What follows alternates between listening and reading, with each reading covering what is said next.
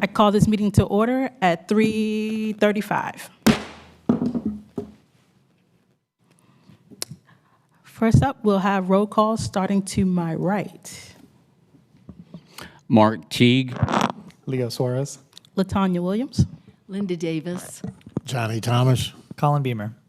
All right. Are there any revisions or additions to the agenda, David? All right. Okay. Next, first up, we'll have the RTA Board Advisory Council opportunities. Oh, that's me. Has anybody intended anything last month, or is there any upcoming opportunities that anyone discussed? I'll start with Mark. Hold on just a second. Okay. Move to someone else, please. Leo? No, I haven't been to anything. Okay. I don't have anything on the calendar yet. In May, I attended the Southeast CAC meeting, so I talked about the upcoming changes that are happening to the route that's coming up in 2 days. Yeah. I was not able to attend any other meetings. I attended the Disability Rights Advocacy Conference. I'm going to attend the housing one that's coming up. And there's other things, but I attend so much I can't remember everything because I'm getting old. Johnny's making up for the rest of us. I wasn't able to make anything else either, so. Thank you. Just Madam remember Chair. that when Andrea sends out the weekly newsletter, there are calendar events in there, so feel free to check those out. But back to you, Mark. Madam Chair, I did find my notes, and I'm pleased to announce that the City of Raleigh is sponsoring Disability Pride event on July the 19th. Every July, Disability Pride Month is celebrated to honor the history, achievements, and contributions of people with disability. It is a time to promote awareness, celebrate diversity, and advocate for the rights of individuals with disability. This event is open to the public and will be held at the Raleigh Convention Center on Saturday, July the 19th, between 1 and 4 p.m.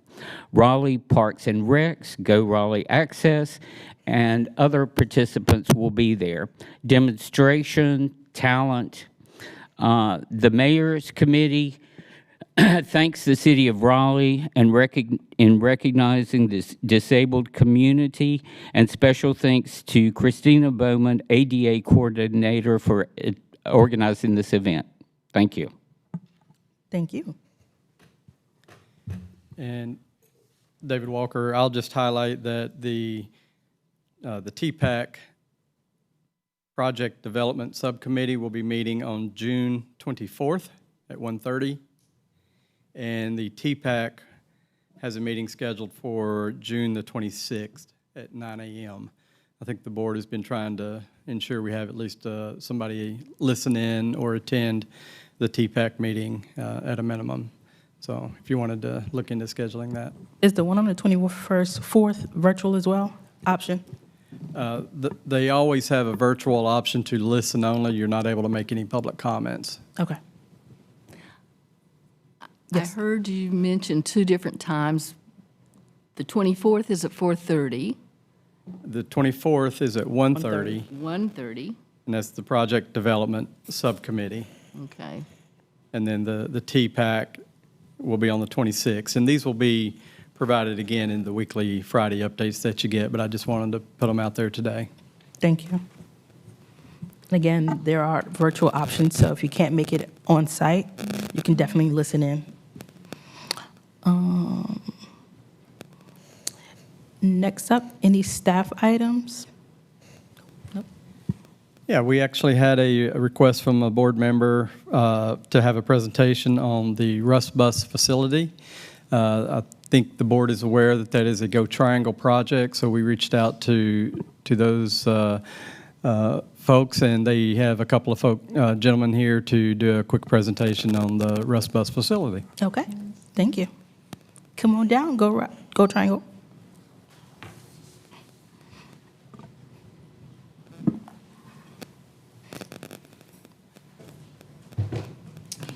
Good afternoon. Thank you for having us. My name is Brian Hammond. I am the manager of transit design and construction for Go Triangle. Also the project manager for the Rust Bus project. Do I hit the button to go to our slides, or? There we go. All right, cool. So yeah, the Rust Bus project. Let's see. We're gonna, Jay and I are here today. We've got, I believe I'm supposed to speak for about 10 minutes, and then Jay's gonna speak to you for about 5. We'll do a little project overview, then I'm gonna talk about the design and the construction. Okay, is that better? Yes. All right. I'll give a project overview, and I will speak about the design and the construction of the project, and then Jay will speak on the service planning aspects of the project. So, project overview, Rust Bus is a joint development project Go Triangle led. It's in the blue shape there, adjacent to Raleigh Union Station. Go Triangle owned 1.76 acres of land right there on West Street between Hargett and Martin. We selected a private development partner in, I believe, 2019. Hoffman and Associates is who ended up winning that selection. They were the designer and contractor for both. There's 2 projects within the joint development. There's a publicly funded transit project and then a privately funded, we call it the overbuild project. Hoffman's team is going to design and construct both of those. This slide is a funny little slide. It's kind of infamous now. It's our first thing we pulled together that really sort of gives a simplistic overview of what the joint development project looks like. The items in green kind of represent the publicly funded Go Triangle project. You can see there's a off-street bus facility and the little bubble at the bottom of that fancy blue building, and then there was originally a ped bridge that would connect Raleigh Union Station, and then there were on-street transit improvements, and the overbuild project kind of sits down on top and around all of fills out the rest of the site. The private development portion is currently on hold. We may talk about that a little bit later, but they have ground level amenities. It's supposed to be a 23 floor residential tower. It's going to have approximately 385 units. They'll have a structured private parking garage, roughly 460 spaces, and then they'll have retail down on the first and second floors as well. So then going into focus on the transit facility itself. This is a floor plan of the overall layout of the space there. As you can see, the transit facility is the kind of the dark shaded area, the U with access in and out from Hargett Street. We have a 6-bay bus facility there with 2 layover bays on the bus island. The original scope for the project included the enhanced grade separated rail crossing or ped bridge over to Raleigh Union Station. That was later VE'd out of the project. There's BRT infrastructure, which we put in underground over to West Street near the City Plaza for the future BRT line when that comes through. We do on-street improvements on Hargett, West, and Martin Streets around the site. We put in 2 traffic signals, one at Hargett and West and one at Martin and West. We purchased 3 low, no emission electric buses as part of the project, and then we added tactile wayfinding and ADA enhancements throughout the project around the facility. So, and I don't know really what the format here is. If there's questions or whatever along the way, y'all are free to ask any questions that you have. I'm just going to keep going until somebody stops. We can wait till after your presentation. It's fine. Okay. Yeah. Okay. But if you can speak up just a little bit more. A little bit louder? Okay. Yeah. I didn't want to, it said don't yell in the mic or something right there, so I was trying not to be too loud. That's fine. All right. So this is a massing diagram, kind of explains a little bit in 3D, kind of the two projects. The image on the right is really what's been constructed to date, more or less. The transit facility is the items kind of that you see in color, and then the blue things there were some, we have the railroad on that south or the west side of the project. It's on the right here on the image. So access to those, when we were putting foundations in and things of that nature, we went ahead and did all the foundations and all that sort of stuff for those items in blue there, but those were paid for and done. Those are actually part of the overbuild project. So some overbuild work's already been done. And then the image on the left kind of gives you an idea of, when the overbuild finishes its construction. That's kind of what that full massing would look like on top of the project. This is a 60% design level rendering that we had of, kind of what that West Street interaction will look like once the project is fully realized. There's going to be, retail on either corner of the project there, and then there's a couple of retail spaces. There'll be a direct passage that'll go through right there where it says the court in the middle of the diagram. That'll open up. Right now there's a wall there on site, but that'll open up so you can go directly into the transit facility from West Street, and there'll be some more retail opportunities through there, and then there's going to be like the apartment lobby and things like that filling out the middle section of West Street. And then on to construction, and I don't have a timer, so I don't know how much time I'm using. I'm just trying to keep going. You're fine. Okay. All right, construction. So, on the left, before demolition, on the right, after demolition. I'm trying to speed up a little bit just because I think I have quite a few slides to scroll through. This was, just a kind of a quick through of time on the construction project. This was after we had done all the demolition. We started doing foundations. We did all of the foundations for the whole site. I think it was something like 280 different piles we ended up putting in. So all the foundations are in there for the overbuild already. These are some more construction photos showing as we started getting vertical. We did some utility work there on Hargett Street on the left, forming up the bus loop concrete, and then as the cast in place concrete started going up to the second level and we were getting ready for that post-tension lid. That's what you see there on the right. Here's kind of a shot from the Dillon parking garage looking down at as that lid kind of kept moving across the site, filling out the construction over there. You can see the one crane that we use for the transit facility. There's a second base over here. When the overbuild does go into construction, they'll need to utilize both those cranes.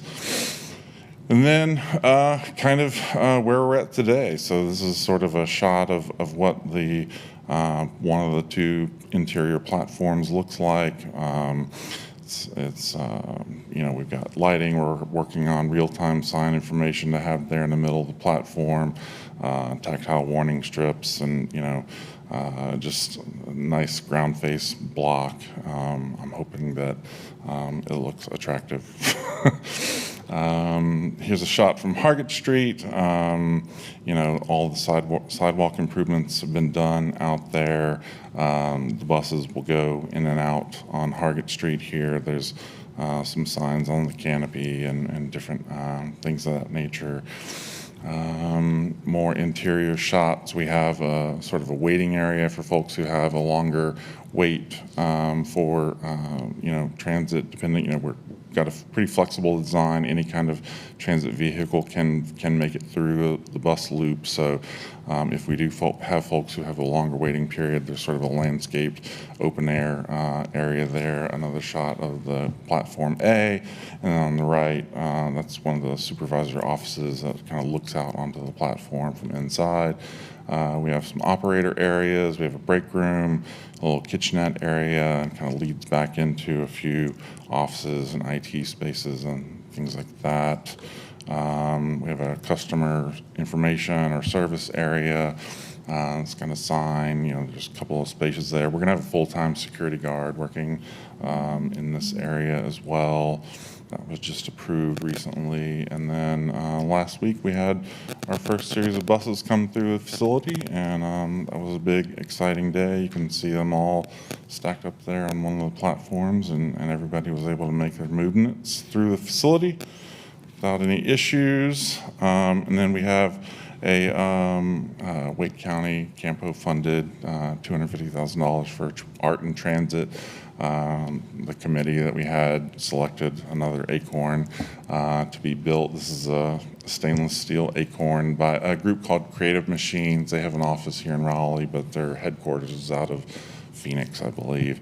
And so this is a cutout pattern within the stainless steel. There'll be lights inside that'll change colors, and it'll kind of cast shadows and things of that nature.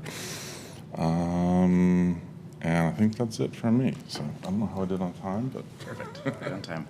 Good afternoon, everyone. Jay Hikas, Transit Service Planning Manager with Go Triangle. So we just wanted to talk through some of the services we'll be bringing into the new Union Station facility initially.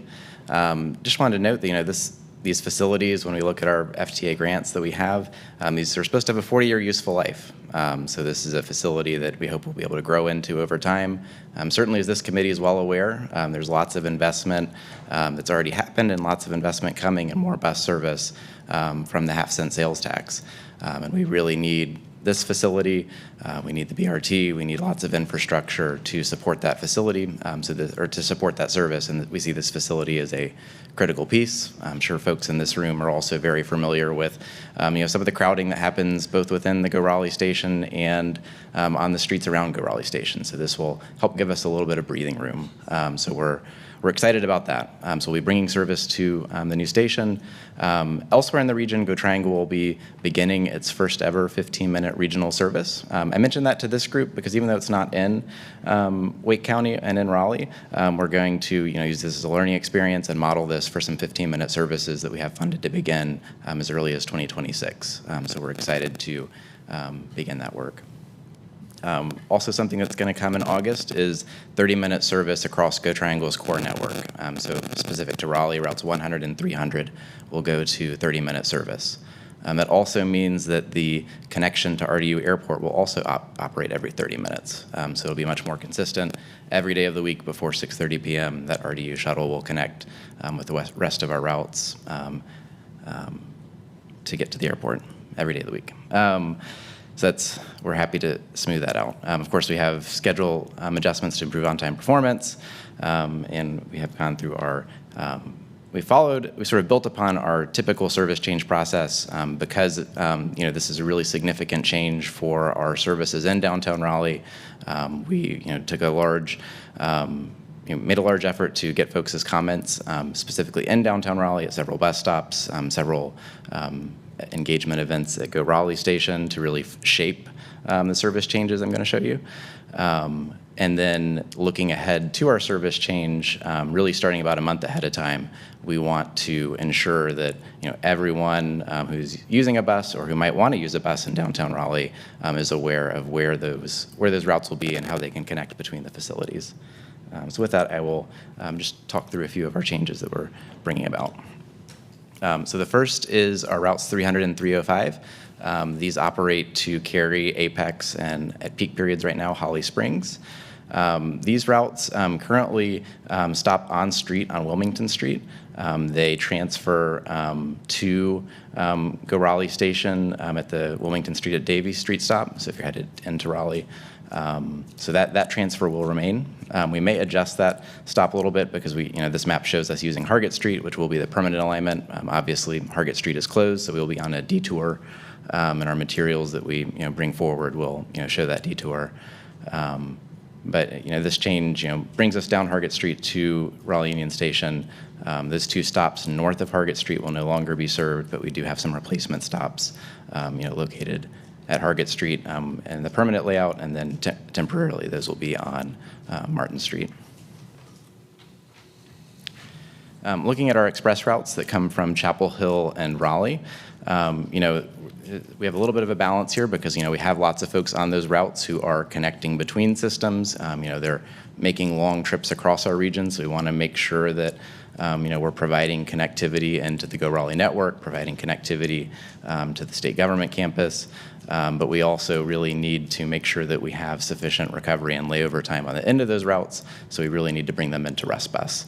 So we're trying to balance, a number of competing priorities here, and we think we've done that.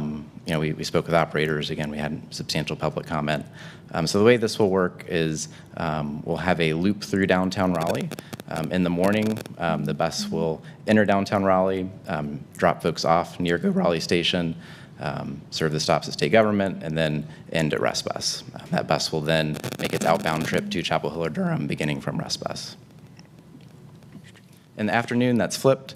Buses will enter downtown Raleigh and go straight to the new facility, and then on the way out, they will make a loop, stopping by Go Raleigh Station, state government, and then heading out of town. This map is very busy. I apologize for that in advance. I'm not a graphic designer, but I can make maps. So this is showing sort of the different options available in downtown Raleigh, different transit options to connect between the facilities. So the dark blue and purple lines represent the CRX and DRX that we just talked about. But additionally, we have several Go Raleigh routes, Route 6, 8, 9, and the R line, as well as the Go Triangle Route 100 that will provide additional connectivity between Go Raleigh Station and Union Station. And then lastly, just wanted to do a look ahead to spring of 2026. We have an exciting improvement coming to Raleigh on our regional network, and that will be 15-minute service weekdays from start of service till 7 p.m. And we're had some initial conversations with our Go Raleigh staff here about scheduling those to be offset so that if you're on Hillsborough Street, roughly between Meredith and downtown, there'll be a bus every 7.5 minutes. Granted, traffic conditions can make that vary a little bit, but the goal is to, try and keep those buses evenly spaced and really provide that level of show up and go frequency, connecting, both Meredith State to downtown as well as connecting the two stations. That's the end of my service slides, and then just an invitation to everyone in the room. We're having a grand opening on July 25th, 10 a.m. We'd love to have everyone there.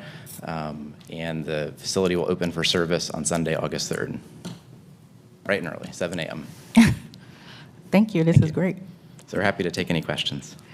So I'm going to hold my questions. I'm going to start to my right. Mark, do you have any questions? Yes, I do have a couple of questions. So there is not going to be a skywalk between Raleigh Union and Russ Station? No, sir. The PED bridge was VE'd out of the project for a number of different reasons. It was predominantly, I think, originally envisioned to serve, there was a hotel as part of the overbuild, and it seemed like the hotel connection to Amtrak was, predominantly what that PED bridge would be used for. And with COVID happening, the hotel ended up getting removed from the project, and so the PED bridge did too. So. Okay. Also, someone mentioned security. So you guys are providing the security for the Russ Station? Yes, for the Good Triangle project. Okay. My last question is APS. Do you know if they are audible pedestrian signals at that intersection at the Russ Station?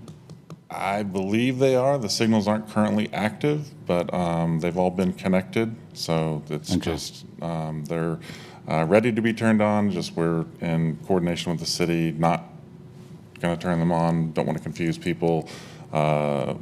West Street will be a two-way street again when it's all said and done. It's still a one-way street right now. But we've been instructed to leave it as a one-way street until the overbuild reaches a certain amount of construction so that we don't go back and forth between two-way, one-way, two-way, one-way. So right now they're all active and ready to go. They're just not turned on. Thank you. Yeah. Leo? Thank you. You might have partially answered on my question, but I'm eager to see the construction project above get going. It sounds like it won't interrupt any service, or you've thought that through? That's the plan. I mean, there's an interim operating plan we've got with the developer so that they won't interrupt any of our service once the facility's going. Obviously, there's going to be some construction activities happening on the street. There will be some protection they'll have to do to keep the sidewalk open. There may be a temporary closure of the sidewalk on West Street for a short period. You know, we did a thickened slab on that lid. So typically with like cast in place concrete, you have to have 3 floors of construction before you can have an occupied floor beneath it. We've got an increased thickness on that slab so that we don't have to do that. We can keep the facility occupied. And so, yeah, we'll do everything we can to make sure everybody's safe and keep operations going. Nice. All right. No questions. Ms. Johnson? No questions. Johnny Thomas, just something real quick. In our last meeting, there was discussions about the fact that contractors have been kind of slacking and maybe going a little bit over budget. So y'all have taken a close look at this. These contractors know you got to get this work done within this specific amount of time, and if it's not done, we're going to take actions so that the taxpayers don't wind up having to throw a whole bunch of more money into this than the original estimates? Yes, sir. We worked with them. They've done a really good job staying on time. Not only that, we had a deadline of we had to get it done or else the grant funding would disappear. So, yeah. I had 2 quick questions. As people come to Raleigh, obviously they don't know about the designations between Raleigh Union Station, the bus facility, Amtrak. They're just visiting Raleigh, right? I saw some really great wayfinding built into the facility in your presentation there. Are there any other connections happening between Go Triangle and Amtrak or anyone else to try to help people understand when you hit the ground in Raleigh, how do you get from that point to the facility and beyond? Yeah, so we're doing a lot on our side, and also I know David Costello is working with Amtrak within Raleigh Union Station itself to put signage in there to help, you know, the communication there. We have 2 signs which will be on the perimeter of the, you know, Rust Bus project. You know, one's right there as you go into the city plaza. It's mounted on the wall. You can't see it in this particular photograph, but it'll have, you know, real-time information on the Amtrak trains. We'll also be displaying real-time information on the Go Raleigh routes, you know, and then you'll see information obviously about any of the routes that are going on inside the facility. And so, you know, we've tried to put as much of that wayfinding up there to keep that communication as fluid as possible. And I think we're going to see some stuff coming from the other side on, you know, on the train station side. So hopefully it'll start to make sense for people who've never been there. Cool, thank you. And the second question I had was around outcomes for ridership. So do you all have any sense of goals for what you're looking for as far as traffic coming through the facility over time, or is that something that is kind of hard to predict until you have it in place? We do. That's probably more of a Jay question than me, but. Yeah, I would. That's a good question. I would say, you know, we would look to see ridership grow, but, you know, ridership is really tied to the service. So as we add service, you know, I would expect that to really be what drives ridership as opposed to just, you know, we've put the buses in a new location. So, I mean, right now, Go Triangle maybe has about 500 daily boardings in the vicinity of Go Raleigh Station, maybe another 200 elsewhere in the general downtown area. So I mean, our goal is that with this facility and, you know, the expanded service that this presents, that, you know, we would see ridership continue to grow with that service. So it's a non-specific answer. You know, there was a grant submitted. That grant probably included a ridership estimate. I do not know that off the top of my head, but I'd be happy to follow up with that if we have it available. No worries. I was just curious if what your take on that was. So thank you. Thank you. To piggyback off Colin's point, I do like that idea of we definitely have the communication of the transportation, like connecting the Amtrak. So if we have a signage, especially right here where it says Union Station Plaza, to new riders may not know what that is. So if it says an Amtrak logo or Amtrak ahead, that would be great, and vice versa. So people coming from other cities, so like Rocky Mount or whatever, want to connect to the airport, they'll know they need to access Go Triangle to do that. So that's definitely a good idea, but also definitely put it into the airports as well. So going back, because right now there is no communication or signage for any transportation at any of the terminals, except for park and ride and Ubers and whatever, but there's no public transportation signage. Then the other question I had, you said access is going to be entered on Hargett Street. How, is that for patrons or just the buses? Like, where are the people walking to? Because I didn't really see that. I can, Brian, you want me to flip back to slide? Yeah. So the buses enter on, sorry, I don't want to make folks too dizzy here. Yeah, so the buses will enter on Hargett Street, but they're actually pedestrian entrances, both at Hargett Street through the court, which that's, that won't be constructed until the overbuild is built. Then there's also an access from the plaza between the bus facility and the rail station. So if you're coming Is that off where the train- passage right there That's is? right. What's labeled as the passage is correct. Okay. That's intended as sort of like a pedestrian gateway into the facility. Is there lights in between there? Yes. Okay. So definitely have signage there, because I don't know if we're removing the R line from the West Street. Are we still keeping that? Okay. Because I just want to make sure people have connections to the Go Raleigh on West Street to like kind of cut through versus walk around. So if it's not clear walking in the area, we definitely want to have that true connection. So thank you. I'd say we absolutely agree, and we're working now to produce the information signage, both what goes on a digital screen versus static paper signage that can be there permanently to direct folks. Yeah. And you said parking is coming later? That's right. Parking is part of the overbuild, but there is no public parking as part of this project.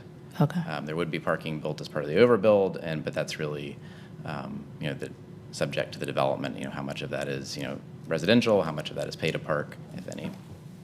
Okay. Thank you. Appreciate it. And I'll see you guys on the 25th of July, if not sooner. I need to advance this back forward again. Yeah. Okay. Thank you. All right, folks. Thank you. So we'll pause now for public comments. Is there any, David? Yes, Karen Overstreet. All right.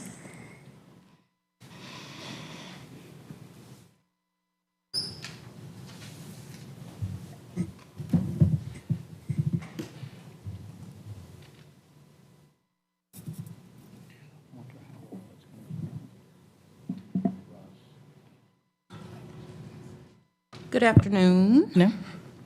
I just basically wanted to come. This is basically like my second time actually coming here. And the first time, I expressed my concerns and the issues that I was having, and I'm still here to do the same. It's actually gotten worse. I helped a new driver this morning, which I'm like, no problem, just to help me get home. But evidently he hasn't been driving long. He has his little paper to follow, which behooves me to stick a driver out on a route. It's a connector route, the 24L. To stick a driver out on a route, whether it's connector or not. And they have not been able to drive that route with someone with them. And even if he has, it did not show today.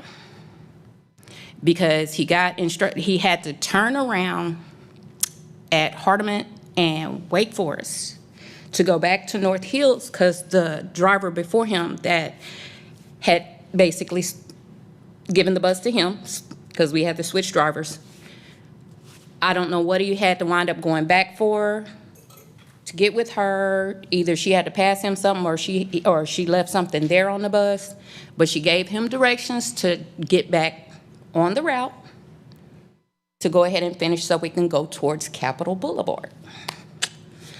It didn't happen as planned, but I was paying attention to where he was, and he's just driving, and then just passes the turn where he's supposed to go from Wake Forest Road, make that right where it turns into New Hope Church. He passed that. I'm like, whoa, whoa, whoa, where are you going? Because you just passed our stop. I got him back on track. All she had to do was, she should have, instead of telling him to hop on the highway and drive around and come up Wake Forest by 6 Forts, she should have just told him, hey, just go back through here, through where Target is, go up to Lash Little Mill, make a right, come out, so you can go to Dartmouth and go ahead and be back on track. He's already a new driver. He doesn't know his way around here much. Evidently, he hasn't had a riding buddy for a long time either.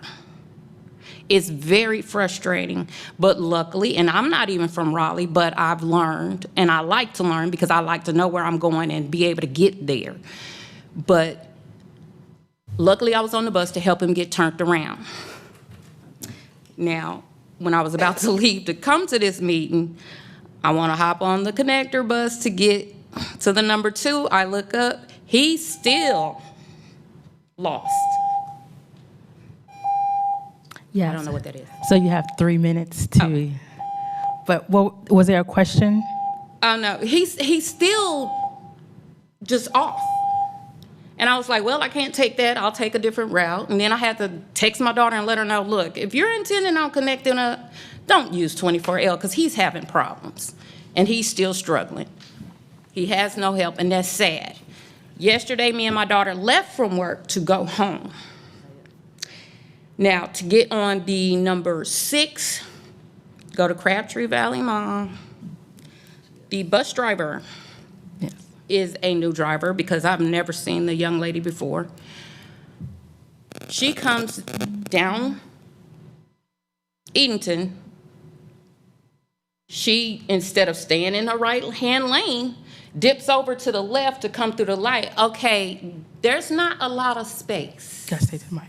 From the light to the bus stop for you to be bobbing and weaving in traffic like that with a bus. So, Ms. Overtree, can you just state your name and are you with Go Triangle? I mean, Go Raleigh? What, working for them? No, I just ride. I'm just a passenger. I'm a patron. Okay. But Karen Overstreet, patron of Go Raleigh, try to keep on my P's and Q's about trying to get back and forth to work because I'm like, it's a shame. I'm constantly having to leave an hour early to get to work just to make sure I do get on time because either they're missing their connecting part with the other driver for me to make it downtown. They're not running on time. When they're doing every 30-minute increments, whether it's the 23L or the 24L, why do I often, way too often, see the buses following each other in the same direction when you're supposed to be going in opposite directions? I don't understand that. And it's been happening for months. Okay. So I'm just going to pause real quick. We have your email address. Yes. And then have you emailed us to express your concerns No, as well? I always call. When I have issues, I always call Go Raleigh. Okay. I always get on the phone and call and tell them what's going on. Okay. And I'm pretty sure they recognize my number. Okay. So this is on the 24L and the... We have issues with the 24L, the 23L, the number 2, the number 1. I have issues with when there's an outbound stop over at Jones and Wilmington. All outbound buses are to stop. We've been passed twice by 2 different buses, the number 1 and the number 2. Why are they passing? Okay. So I'm going to hold those until we have someone here to maybe can answer those questions. So we're going to hold that to our PT Dev come up. Mm-hmm. And that's also, I'm the chair for the route committee, so I also will address those concerns because it's the first time I'm hearing about this. So I need to really finish the one about yesterday catching a bus with the young lady because when she finally swerved over and got to stop, we walked down to the bus to get on, but while she's coming over to the curb, you can notice she's in the driver's seat. Her friend got to stay on the mic. Is right here. Yeah. Here's the driver. The young lady is standing here next to her, talking to her. Past that yellow line you are not supposed to go past. So when we get ready to get on the bus, oh, she politely goes ahead and moves to get out of the way so we can get on the bus. By the time we get up to Glenwood and we're going down Glenwood, she walks right back up there to go talk to her little friend driver. Not is she only right there, she's now next to the doorway. Okay. So while we having traffic through, the driver actually had to hit her brakes kind of hard, and her friend was like, oh, I'm strong, I got it.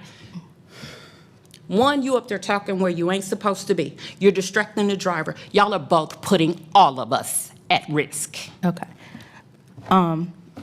So definitely every time you have an issue, definitely email or call so we can address those issues the same day. So continue to do that, and we'll have RTB come up to address your concerns. But I appreciate it, and thank you. Thank you.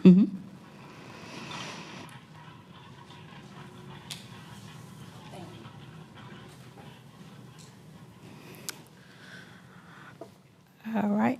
The next action item we have up is the discussion about July schedule. Normally, this is the time when staff does schedule meetings, and we don't meet as well. So I'm open up to the floor if we approve or make a recommendation to not have July's board meeting. I'll make a motion that we not have meetings in July. I'm going to go ahead and second it. All right. Motion has been put on the floor. Ayes? Aye. Aye. Any nays? Okay. The motion has been approved to have July's meeting canceled for 2025. We'll resume back in August. All right. Committee reports. The route committee did not meet because we didn't have a lot of topics to discuss, but I do want to mention that some of the work and efforts that we put in most of the year, it's only been 6 months, but most of the year, will be implemented. Some of the implementations starts Sunday for several routes, so you can find them on social media. There's been a broadcast, been out, an email, newsletter has been sent out of what those changes are. It's a little lengthy, so I'm not going to mention them all, but there are a lot of great changes, so feel free to share with the community. Let them know what is happening on Sunday for those routes. Next up is Finance and Policy. The Finance and Policy Committee met last week, and we did have a presentation on 5310 awards, and I believe we're going to have that presentation now for the benefit of everyone. All right, good afternoon. Can everybody hear me? Yes. We good? Okay. So quickly, we'll go over the 5310 Enhanced Mobility for Seniors and Individuals with Disabilities program. So, as noted here, the Section 5310 program is a program under the Federal Transit Administration to provide capital and operating grants to assist nonprofit organizations, private operators, as well as public agencies in providing coordinated transportation services that are planned, designed, and carried out to meet the needs of elderly persons as well as persons with disabilities. Funding for our area is allocated to the Raleigh-Cary urbanized area and is illustrated on the map on the slide. And Section 5310 programs are apportioned to this area based on the American Community Survey. It's 5-year data, which is based on each area's share of persons, number one, 65 and older, as well as persons with disabilities. So, the call for projects. The call for projects this year took place through mid-February to mid-March. Outreach included an email campaign, website notices, as well as a virtual grants workshop, which myself, one of our partners in planning communities, as well as Janice Copeland participated in. So following the call for projects, the application period, a subcommittee was formed to evaluate all applications submitted based on the criteria which is outlined in the PMP and grant materials. We did not serve on that committee just because of potential conflict of interest because Raleigh applied this year. So The period for public comment was open through most of the month of May, which also included a public hearing as well as staff information presented at the May 17th CAMPO Executive Board meeting. The Technical Coordinating Committee recommended executive board approval on May 21st with tentative action this month on June 17th. So all funds are provided on a 2-year funding cycle. The past few cycles, totals have ranged from $1.2 to $1.3 million. Although the most recent cycle actually had over $2 million available in funding, which included an additional $200K in COVID relief funds. This particular cycle for this call of projects, there was approximately $2.5 million available for regular Section 5310 funds. Right here, we have a brief overview of the organizations that actually applied. So in total, 7 organizations applied, although you do see 8 names. CAMPO is actually exempt from the competitive process. They do not submit an application because their funds go towards their mobility manager, and their mobility manager supports overall regional planning. So Best Transportation and Wheelchair Services was deemed categorically ineligible due to an incomplete application. WH Transportation was rejected as their project was for a vehicle request, and per the PMP, vehicle requests by applicants who are not a current FTA grant funding recipient are not eligible for vehicle purchases with 5310 funds. And just a quick note, because it came up in the finance meeting, they're not eligible due to the longevity of monitoring that we're required to do for vehicle purchases. Smaller organizations, in a year or so, they could not need funding. In 2 years or so, they could not need funding. We have a mandatory minimum monitoring period.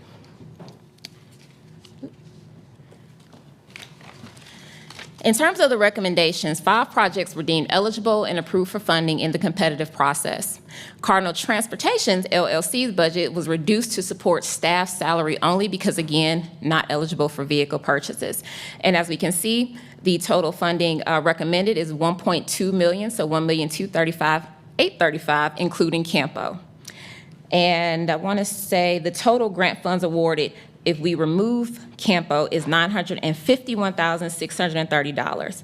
And keep in mind, as you can see, not all of the funds were awarded this cycle, but 3 of our largest recipients did not apply this year: Wake County, Go Triangle, as well as Triangle Disability Services. They did not apply just because they already have grants which are being extended with the city of Raleigh. So we expect those probably in the next 2 years, when our next call to projects comes up, that they'll apply again, and we'll see that uptick in the request. And that's all I have. Are there any questions? Yes, I do have a question.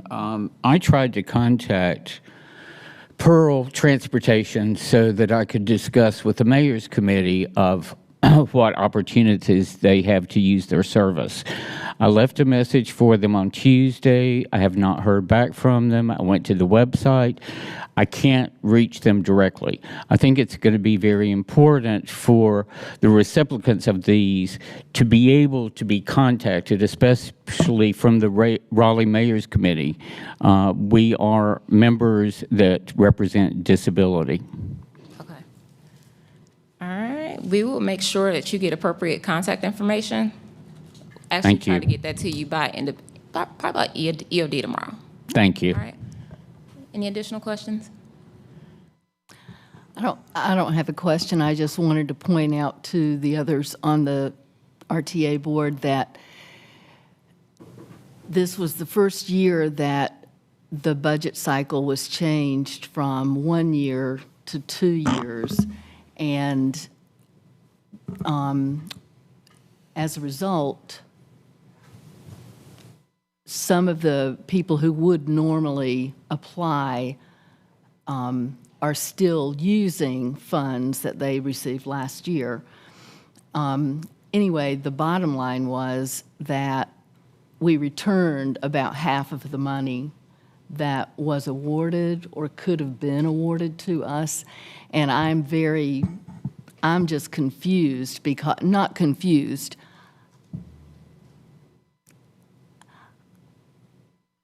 I know that some of the people who will probably come back, like you said, in 2 years, what they did was, because of the paperwork and how hard it is to process the applications and monitor those awarded, they changed it from a 1-year cycle to a 2-year cycle. I don't have a problem with that at all. I guess my only problem is that now we've returned that money, and it may or may not be available to us in the future for these kinds of projects. I still am concerned about it because I don't quite understand. It's not earmarked for us. It was awarded to us, but it's not guaranteed that it'll be there for us 2 years away. I would like to respond to that. So we have been on a 2-year grant cycle for the last 4 or so grant periods. So it has been on a 2-year cycle for the so I've been here 7 years this year, and since I've been here, it's been on a 2-year cycle. And what Linda is mentioning is because we did not use all the funding this grant cycle, the funding is not returned because we don't receive the funding. It's obligated or appropriated. So it sits there until we apply for it through our FTA applications. So the funding is there for the next grant cycle. I think part of Linda's concern during the Finance and Policy Committee meeting was, could those funds be rescinded? There's always a possibility, anytime funds are not obligated, that they can be rescinded. However, we don't have any control over that. We try to obligate as much as we can. This particular grant cycle, we did not have our largest applicant supply because they're still using money from what's the word I want to use? From an excess from COVID, because when COVID hit, some of our agencies are still being affected by COVID because they had to stop services. So we're expecting those agencies to pick up. So we really are expecting our next grant cycle to have way more money asked, as far as funding. So it's not that we lose that money. It does sit there for the next grant cycle until we apply for it. Well, I really appreciate you replying because I was misunderstanding. I thought that this was the first year that we had moved from a 1-year, an annual grant cycle to 2. No. So I feel a lot better to realize that it wasn't like the very first time people had to apply for 2 years. No. Thank you. Any other questions? Yeah, I have one. I'm trying to understand something. Now, I'm seeing Campo constantly. I saw a lot of money going to Campo, but then you said Campo didn't get no money. This is my question. No, go ahead. No, I didn't say Campo didn't receive. I said they don't participate in the competitive process, so they don't apply. As part of their agreement, their funds are automatically earmarked. So they get the funds for their mobility manager. So the $283,000, they get that? Yes. Mm-hmm. Okay, and then everybody else has to compete for Correct. their funding? Mm-hmm. Why does Campo get theirs like that and the other ones don't get the same treatment? Is to secure their position because they support the regional planning. So instead of having to compete every 2 years to get a position that ultimately benefits everyone, it's built in. And they also manage a part of it as well. So that's part of why they don't Okay, compete. then this is the last so we can move on. You said we didn't have a lot of people, so there's going to be a sort this year, this cycle. So what happens when these come back around and you do have more people, but the government says we don't have the money, and because you didn't need it the last time, why should you get so much more this time? Do y'all have an alternative path to still get the services if you don't get that funding? So if the funding is not appropriated, then it's not available. We will have a grant application process based on whatever funding we have available. So as part of that 2-year cycle, what we will do is, and it's appropriated on an annual basis. So I don't like to say we won't, the money won't be there. I mean, we don't know what can happen. I wish we had a crystal ball and we knew. But As long as the funds are there, we will have a call for project cycle, and we will apply based on whatever funding is available. Okay. There have been application periods in the past where we've had more, asking for more than we actually had. So the review committee looks at the needs, and then they make a determination on how to allocate whatever funding we have available. Okay, thank you. Any other questions? Nope. Thank you. Okay, thank you. Thank you all. Thank you very much. Thank you. As you may recall, at our last full board meeting, there was a question about whether or not Raleigh buses should allow scooters on board. And it was, that question was referred to our committee because we are the Finance and Policy Committee, and we're in the process of reviewing several of the policies, actually all of the policies that we have for RTA. And so at our meeting last week, we did indeed review some of the, there's a shelter policy, and here's on our agenda what we reviewed: the holiday policy, scooters, and the code of conduct. We have drafted an update for code of conduct, and that's currently at the city attorney's review, and we'll find out whenever they give it back to us if our new revision is acceptable to them, and then we'll bring it forth for all of you to review and vote on, ask questions about. Our discussion about the scooters was that we are not comfortable having motorized scooters. Well, let me just ask David to go over how we talked about it. Yeah, I would leave it at staff will be bringing a draft policy for scooters at the next Finance and Policy meeting. I think the general consensus at the meeting last week was that we do see a path forward to have scooters, foldable scooters on board City of Raleigh buses. So we're gonna bring that draft policy back to Finance and Policy Committee next, it'll be, I guess now the August meeting, as well as a draft holiday policy for the board or the committee to review. And hopefully if we get that code of conduct policy from the city attorney's office, we'll be bringing that one back too for a final look in the committee.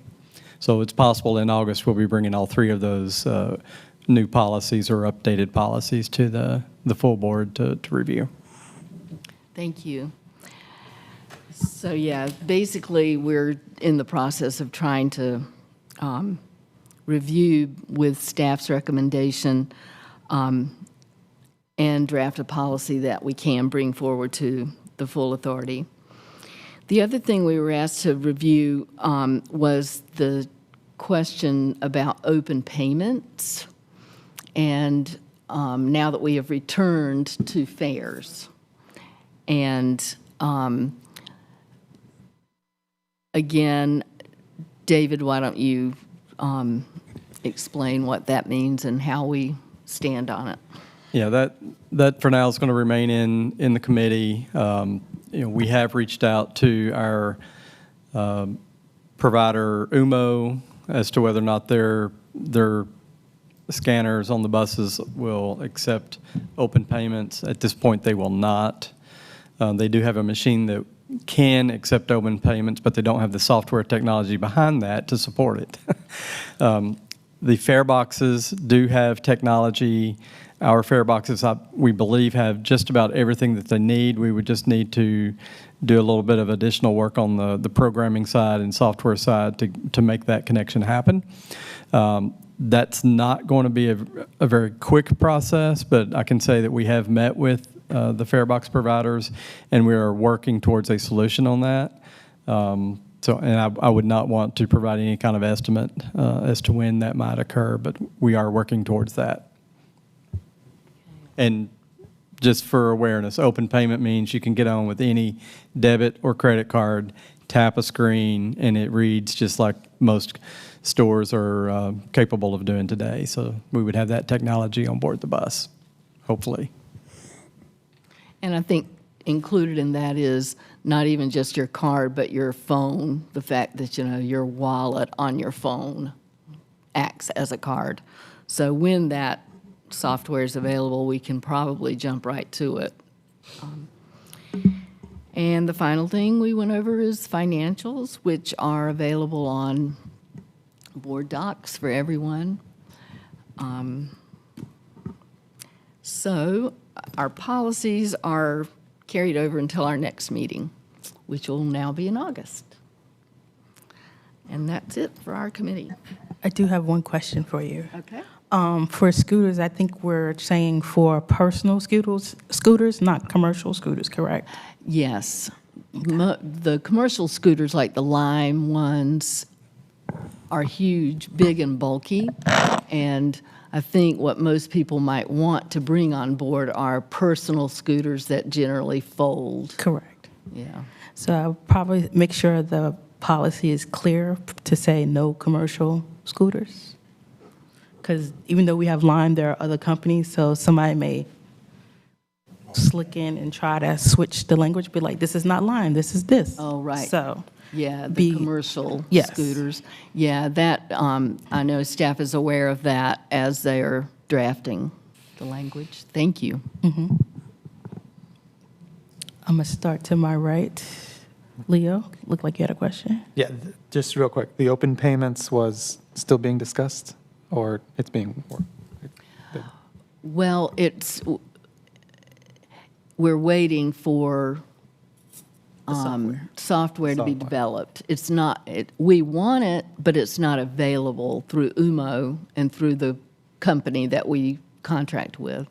So we think that our fare boxes will be able to. But we don't know. Like, it couldn't, there could be something that comes out and says, we can't do it, right?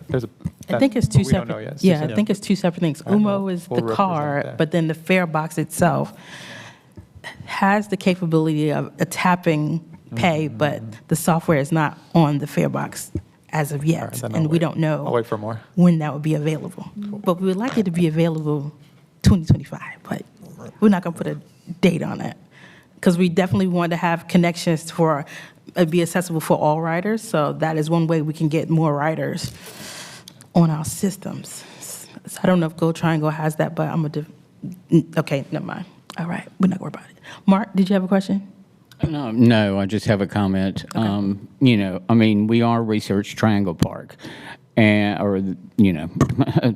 technology. So I think it's very important that this is an expedited request from the city as far as, being able to get on the bus easier and faster. That's my only comment. Touche. Ms. Johnson? No. Okay. Well, y'all might not like what I'm about to say. I will if First you're of all, talking to Mike. I've used the UMO app, which you can use your bank account, you can put money on it, and then you scan your QR code when you get on the bus. I see a lot of people doing that.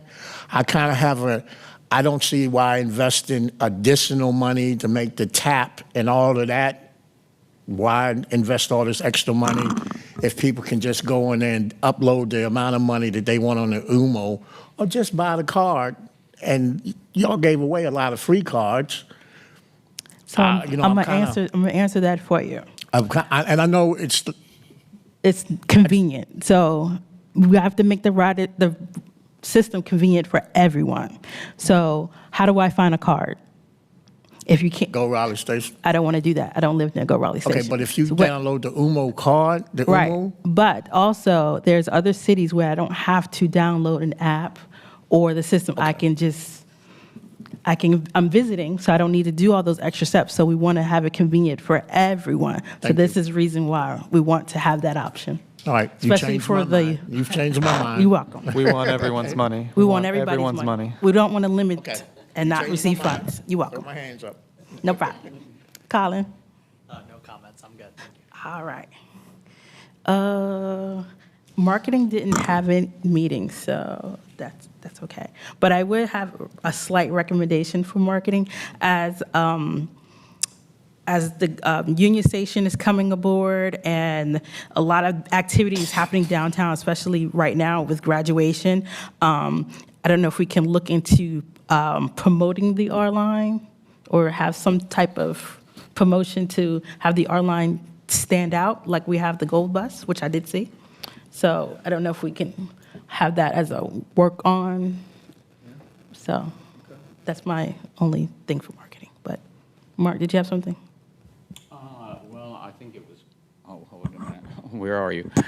No, I mean, I'm very, concerned about the R line in general.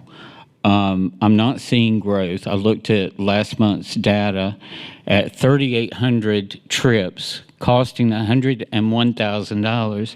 That means each person was costing $26 a trip. I know that the last year when the discussion of the R line, we looked at data that showed 2013 was the peak. When we look at the comparison to 2019, we had so far this year, year to date, we had 110,000 trips in 2019, and now we only have 22,000. I know former Mayor Baldwin and Corey Branch had concerns about this line. I know that the discussion was talked that it would be reviewed after 18 months, but I know it's the most expensive bus in our system, so I just hope that there's conversations on this. We've got to get more people on that line to make it cost efficient. Thank you. So I agree with that. I agree with all of that. And I would like that discussion to take place because my thoughts on the R line are that it's a circulator and it operates, it's a different dynamic than some fixed route. And I believe it's being operated like a fixed route versus a circulator. I think we need to consider the vehicle used. Once upon a time, it had a branded vehicle. It's Right. kind of nice. It self-promotes. I've seen it in other cities. It moving around promotes itself. The signage at the bus stops can be a thing. Right now, they look just like any other sign. So I think it's set up to be this. So I want to agree with that, to say that if we don't change it, then what are we doing here? Right. Like, why? Maybe those resources can be used somewhere else. I'd like to try to change it. I think you can. Then let's start that. The reason I say this, I agree with you, it does need to be stand out because like graduation coming up, and there's concerts coming up at the same time, I see the R line rotating but no one knows what it is or what does it do. So I don't know if we need to promote to the businesses downtown to say, hey, there's a circulator, so you have your guests that's staying there. You can navigate through downtown on the R line, but also too, if we're promoting the parking rides, you have parking available for 2 hours, especially there's like 5 designated parking decks, and I need to go to the other side of Raleigh, we can promote the R line that way. That ties people together. Like, I don't have to search for parking. I can just park here and hop on this bus for $250 for 24 hours. And And they can go. just tap their credit card. Yeah, and tap let the it- credit card and Wait tap. a minute. Yeah, Too soon for that. Too soon. Sorry. so we're going to defer that to the marketing committee. Thank you. But okay. RTP Dev, we have next for the KPIs.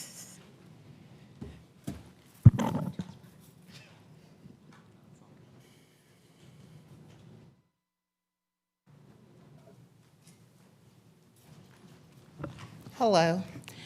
Before I get started, I got Ms. Karen's information, so I'm going to follow up with her on the concerns that she brought up. Okay, thank you.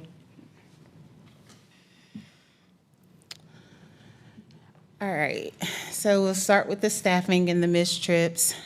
We had 249 operators that were active. For April, we had 75 missed trips. And then there's a breakdown of the missed trip type, and you can see the main reason that's been consistent is the operator shortage. We are seeing progress in this number going down month over month. I think last month we had 50 missed trips. So as we continue to grow our head count, the number of missed trips continue to go down. This is just a chart about ridership, just showing that we are continuing to increase the ridership, and it is now, at least for the last few months, consistently above pre-COVID numbers. On-time performance is an ongoing issue. We are continuing to work with Clever. We're hoping that with this new service change and the updates, that the recommendations that we send into them will be corrected, and you'll see a jump in that number, in that percentage. PM completion, April, we were at 100%. We did have a couple issues last month with some of the PM completions due to mechanic shortages and call-outs. So we did have to use an outside vendor to help us maintain that PM completion percentage. We're still above the target goal for distance between mechanical failures. Questions about any of the fixed route stats? I don't have any. Mark? I know you do. The on-time performance, I mean, we've been addressing this issue ever since I've been on the board, and there's been many suggestions of reasons. You know, the drivers not knowing the routes, not having enough drivers, that the indicators are wrong. I'm just really concerned as I look at the graph. I mean, the goal is 85%. I looked back at July of last year. We had 12 bus service that was above the 85%. Now we only have 3. So I really hope that we can see some growth on-time performance, because 74, when I was in school, was a D. That's all I've got to say. I understand, and we do have a standing weekly meeting. We meet for an hour and a half every Wednesday to go through all of the data that we have from Clever to determine what's accurate, what's not accurate. We've identified drivers, we pulled them in and counseled, we do ride-alongs with those drivers. So we are taking the on-time performance very seriously. And to your point, everything that you named has contributed to it. It hasn't been one thing in isolation. But do you think that the route with the additional growth of Raleigh is causing the issue, and we need to adjust the times? That's possible, but it's more of a Melanie planning question answer. Hello, Melanie Rausch, Senior Transit Planner. Yes, so we have taken a pretty in-depth look at our time points system-wide. Unfortunately, those changes have not been implemented. They will go into effect on Sunday, though. So we did some really kind of in-the-weeds data analysis to find where are these pinch points of basically stops that aren't electronically located in the correct physical location. They're not matching up. So there are a few spots in our system, namely one of them is on Rock Quarry Road, where the actual stop physically is in one spot, but where it says the time point is another, and that's clocking at like 4% on-time performance, even though in actuality the bus is there on time. So there were some technological failures that we have fixed, and I'm hopeful that we will see some improvement in that as of mid-June. But yes, we did this analysis back in February, but we haven't had a chance to incorporate it until the schedule change, which has been June 15th. Thank you, Melanie. I was going to ask Melanie a question, but I'll just say, we are also, we've partnered with the Transit app for their Royale branding, which provides us with a little bit of additional information on a monthly basis. We have just, I believe, started another kind of level up on receiving data metrics through the Transit app for all the riders that use that. And I'm not sure if it's going to give us any kind of on-time performance data itself, but it may certainly give us on-time performance comments from our ridership. Unfortunately, we're just not real confident in the data we're getting from Clever Devices through that service that we have today. So number one, we're hoping the changes that will be implemented, starting next week are going to take care of some of that. We don't expect it's going to be all of that because there are other areas where we know that there are some routes that have some issues. But long story short, I think we are going to start receiving a lot of additional data, and then once that starts coming in, we'll massage that into a few additional reports that we can bring to you each month. I think we've already shared that, on a consistent basis, what we were getting from day one, the riders using the Transit app are scoring us at, 4.7 to 4.8 out of 5 stars, and I just can't believe we're getting scores that high if we're performing at 74% on time. So somewhere there's a disconnect. And that Transit app data is one of the things that is consistently keeps us thinking there may be issues with the data that we're getting on the other side from the other products. So once we get that, we'll start massage it some, and we'll start bringing some of that to the board to review as well. I don't know if Dana, Melanie's got anything else to add to that? No, you are correct, though. We will get OTP data from the Transit app data, so along with some other really exciting stuff. Is there another software available to, I guess, improve the data, or how it's being pulled to making sure it's accurate or performance better?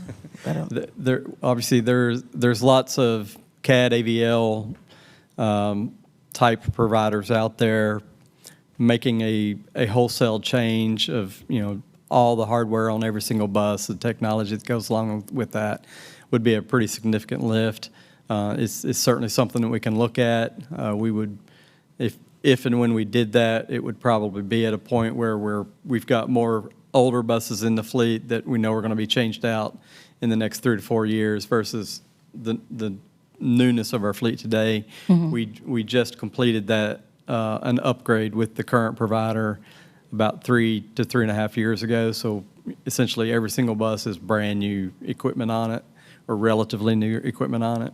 Is the software updated, though, on their end? Yeah, we work with them Okay. probably on a weekly basis as well. So. Okay.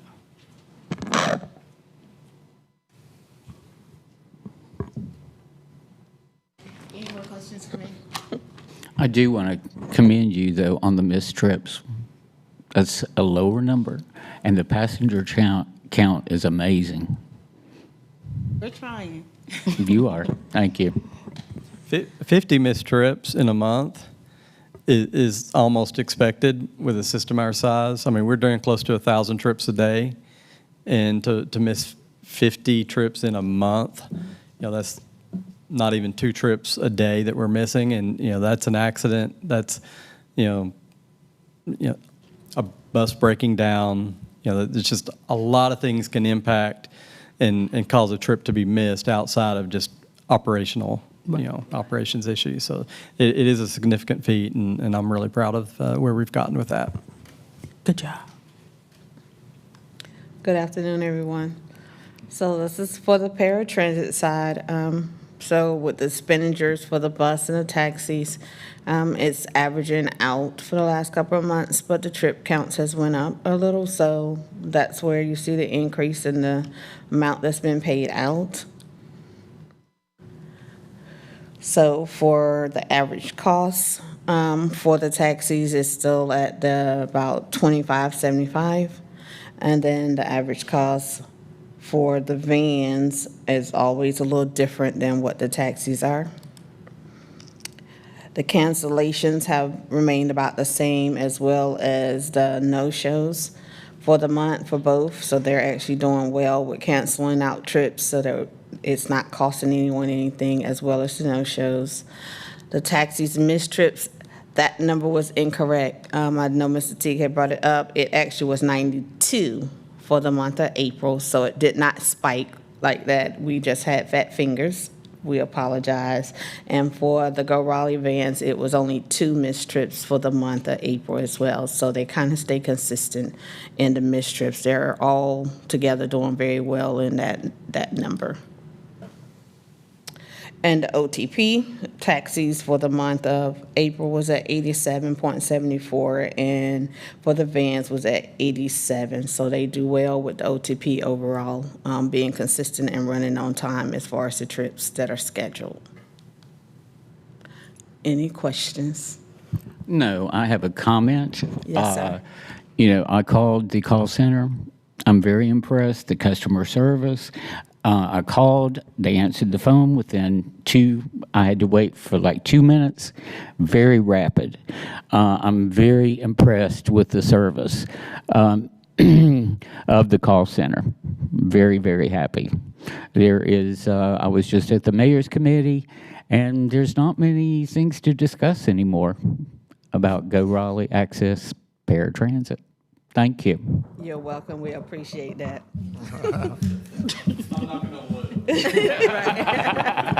All right. Thank you. Oh, and by the way, Yes.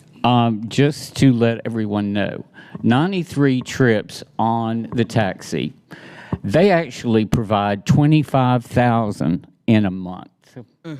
So I just wanted to point that out, that compared to the fixed route system, that's a very low missed trip, but actually the paratransit system does more trips than the fixed route. Thank you. You're welcome. Thank you.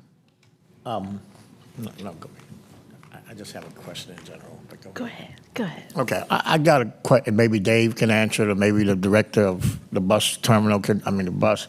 All right. Fortunately, I'm able, if I ride the bus and there's a problem, I kick an email out. And I got a quick response because I rode the 50th anniversary bus, which is absolutely beautiful, and there was an issue on it. But one of the other things is that other riders, not only on that, but other services, and just like that lady there, we call the call centers, but sometimes you don't think the message, the complaint doesn't go no further than them. So I'm kind of wondering, is there something in place? Either you can directly email. Is there one place where you can let Raleigh know that there is issues so that they can be addressed? Instead of, because I'll be honest with you, I've called the call centers plenty of times, and I ride the 23L. I've had to help at least 5 drivers run their route. Okay. Okay? This is an issue with a lot of them. They don't know the routes, and then some of them, I guess, because the driver didn't show up, so they had to put somebody on the route who wasn't that experienced with the route. So that happens more than it should be happening.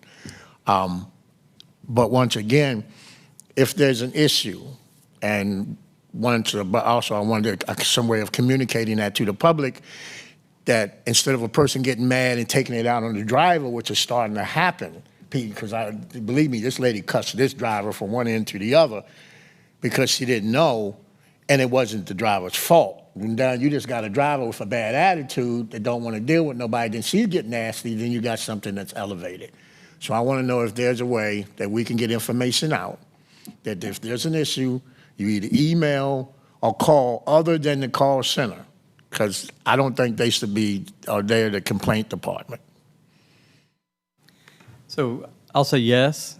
And maybe we should refer that to the marketing committee to maybe look at it and see if we can find some creative ways to get some messaging out there. But we have multiple ways for the public to contact us, and we receive multiple emails, social media requests, referrals from the call center, on a daily basis, so that we get those messages. But people, I guess, have their own way that they want to choose and pick. But we can certainly see if we can come up with some creative ways to push that out there without saying, hey, if you got a complaint, call this number. But, if you want to contact us for anything, so we can certainly look at that. Okay. So are you looking for a response or just an outlet?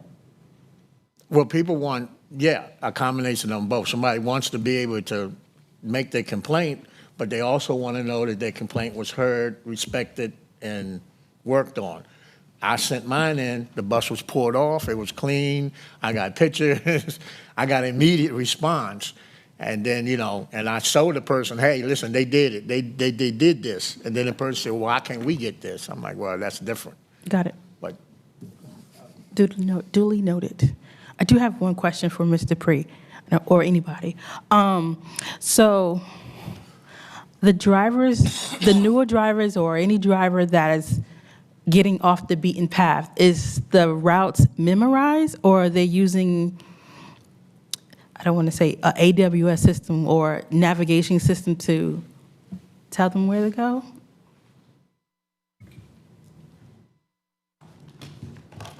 So the newer drivers, as a part of the training, at the last 2 weeks of their training, they spent training on the route that they select. So everything that they're going to go into revenue service and drive, they're trained. The last 2 weeks of their training encompasses that.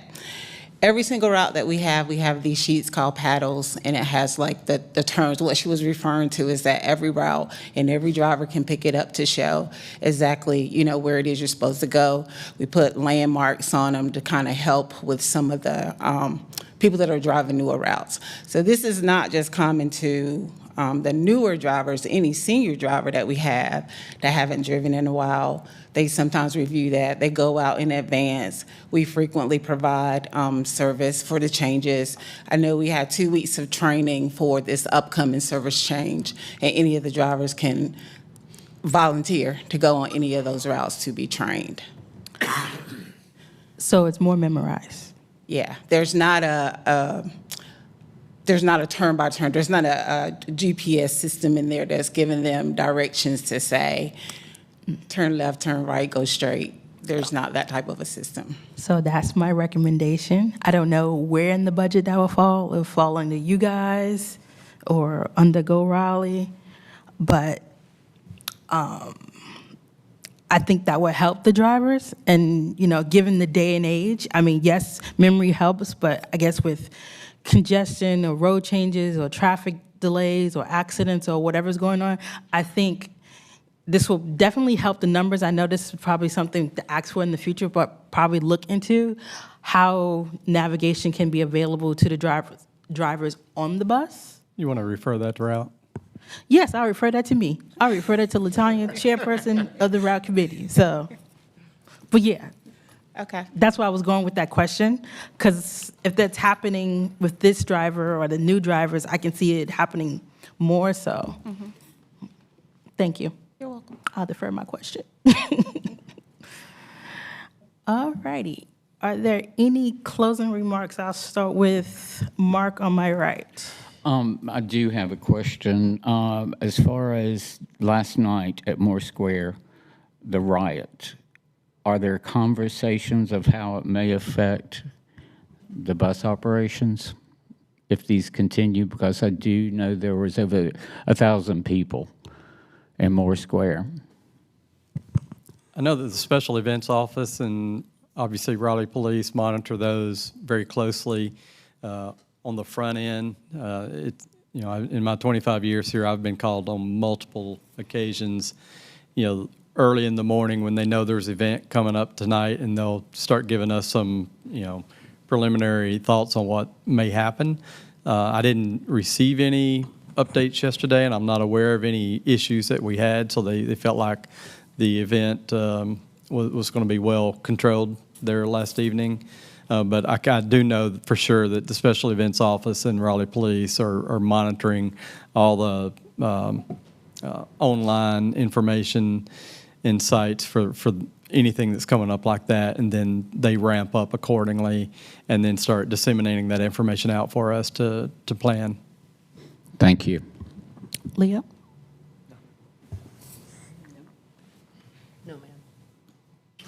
I'm good. All right. I thank you for attending this meeting, and I guys will see you in August. Call this meeting adjourned at 5:04.